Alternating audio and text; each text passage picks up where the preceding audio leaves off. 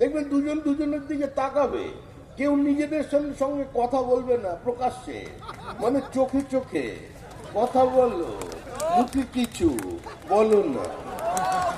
আমরা তো বাংলার মানুষের কাছে এটাই জানতে চাইছি, আরে বাবা তোমরা এখানে দাঁড়িয়ে নো ভোট টু বিজেপি করে পেছনের দরজা দিয়ে কেন মমতা বন্দ্যোপাধ্যায়কে ক্ষমতায় ফিরিয়ে আনতে চাইছো? বলুন না সামনে দাঁড়িয়ে যে খুল্লাম খুল্লা প্যার করেंगे हम दोनों, इस दुनिया से नहीं डरेंगे हम दोनों। আমরা তো চাই শিলিগুড়ির রাস্তায় মহত্ব কি যেন নাম বললেন আমাদের সেলিম বাবু আর মমতা দেবী একসঙ্গে পদযাত্রায় নেমে পড়ুন দুজনে, বলবেন বিজেপির সাম্প্রদায়িকতার বিরুদ্ধে, ইডি সিবিআই এর চক্রান্তের বিরুদ্ধে, এসআইআর এর মতো কাজের বিরুদ্ধে আজকে আমরা ঐক্যবদ্ধভাবে লড়াই করতে চাই।